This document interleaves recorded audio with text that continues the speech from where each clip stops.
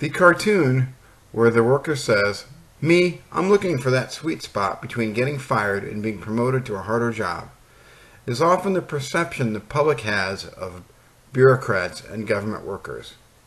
That is often not true. It is just an assumption. This week, we're looking at organizational behavior. The study of organizational behavior includes those aspects of the behavioral sciences that focus on the understanding of human behavior in organizations.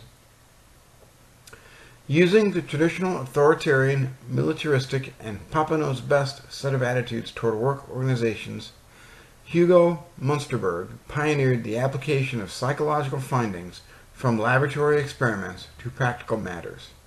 He sought to match the abilities of new hires with the company's work demands, to positively influence employee attitudes toward their work and their company, and to understand the impact of psychological conditions on employee productivity. In the 1960s, in contrast to Munsterberg's traditional perspective on organizational behavior, a new style of applied behavior sciences emerged. It focused attention on seeking to answer questions such as how organizations could encourage their workers to grow and develop. The belief was that organizational creativity, flexibility, and prosperity would flow naturally from employee growth and development. Since the earliest days of the Industrial Revolution, workplace organizations have been constructed on the foundational principles of specialization and division of labor. In our complex organizations of today, few jobs can be done from start to finish by one person. Specialization allows an organization to use people's skills and efforts more systematically and to focus their knowledge and energy on a limited number of tasks. Most employees who perform sets of specialized functions are organized into clusters of work groups.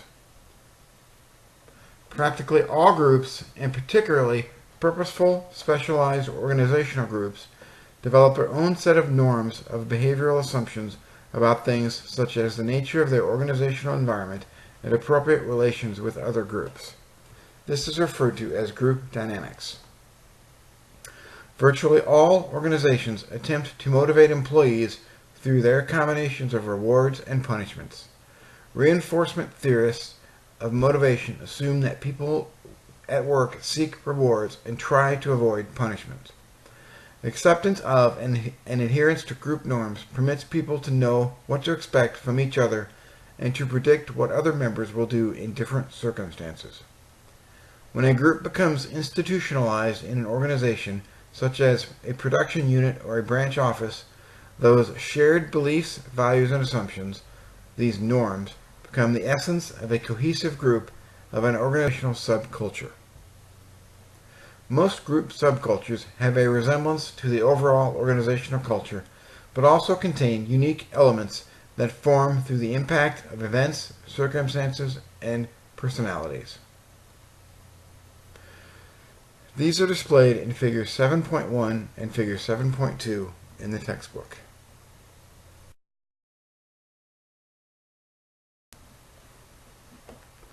Organizational development is concerned with planned organizational change. Organizations exist in a dynamic environment, both internally and externally, to which they must respond or become ineffectual.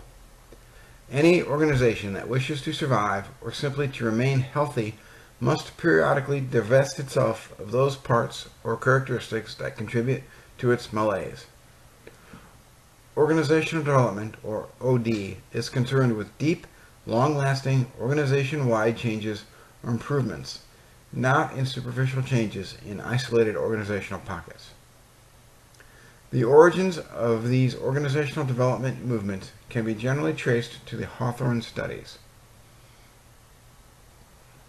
Each organization has structures that define the unique way labor is divided, how specialized roles and functions are coordinated,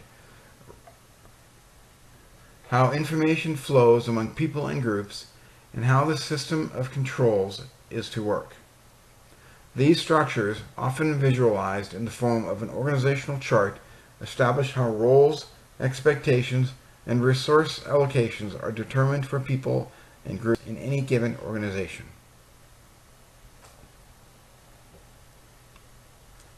Now let's take a look at bureaucratic dysfunction. Bureaucracies often have within them the seeds of their own dysfunction and incompetence. Bureaucracy pressures people to adhere to rules and procedures that may not be the best solution. These procedures often serve as an end rather than as a means to a goal. Bureaucracies also stress depersonalized relations. Focus on power and authority gained by organizational position, not thought or action. Bureaucracies allow for order, predictability, stability, professionalism, and consistency. That contributes to an overall bureaucratic impersonality. It was Max Weber who argued that formalization and a hierarchy rendered individuals working in the bureaucracy as only a single cog in an ever-moving mechanism which prescribes to him an essentially fixed route of march. Bureaucratic impersonality has three major advantages.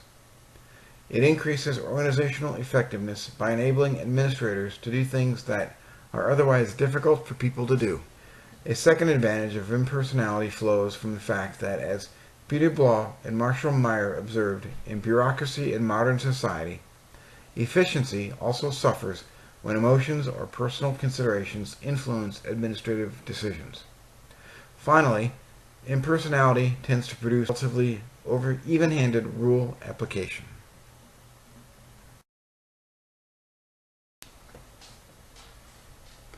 Managers are always looking to see what will motivate their staff. One of the critical experiments of the 20th century involved what is now known as the Hawthorne effect. It was during the late 1920s and early 30s that the Hawthorne experiments were undertaken at the Hawthorne Works of the Western Electric Company near Chicago. The experimenters found that factories and other work situations are first of all social situations. The workers, as Mary Parker Follett has suggested a decade earlier, were more responsive to peer pressure than to management controls. This provided the first major empirical challenge to the scientific management notion that the worker was primarily an economic animal who would work solely for money. A particularly notable discovery that came out of the Hawthorne experiments was what is known as the Hawthorne effect. It was the discovery that production increases were due to the known presence of benign observers. In other words, as the cartoon illustrates, when workers know they're being watched, they work harder. Or if they know they're being questioned, they want to make sure they say what the questioner wants to hear rather than what they may or may not believe to be true.